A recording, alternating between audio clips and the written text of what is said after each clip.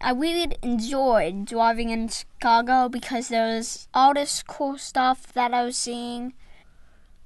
We went over the Skybridge, I think, and it was beautiful, just absolutely beautiful. I just loved the hotel a lot. The room was like amazing, and I loved the room because we were overlooking the Chicago River. It was like amazing. Well, I think my favorite part of the bean was really just walking inside the bean and looking up, because it was like a weird mealy thing. It looked like people were walking on the ceiling, and it was weird.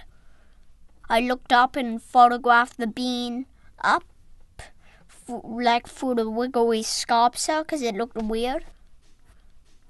I walked away from the bean and photographed the bean itself. I loved, remember those those statues of the heads, and you'd walk around the statues, and it looked like they were turning their heads. It was an optical illusion.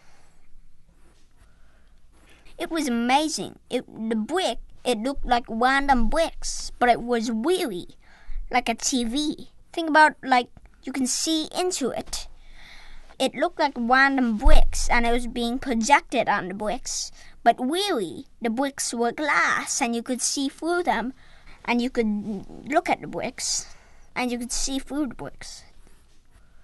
I loved the Chicago River. It was amazingly cool. I could look down, and I was standing on one of those bridges that goes up in the middle for big boats to come through, and I looked down, and it was amazing.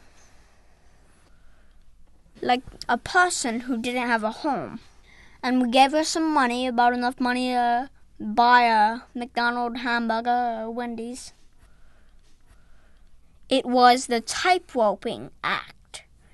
Imagine if you only had one thing, and it was a stick, walking across the tightrope without any belt attached to you, blindfolded. Imagine. Remember that Angry Birds game that we played? And we showed each other Luminous? Well, it's an app about planets, and you can zoom in on your favorite planets.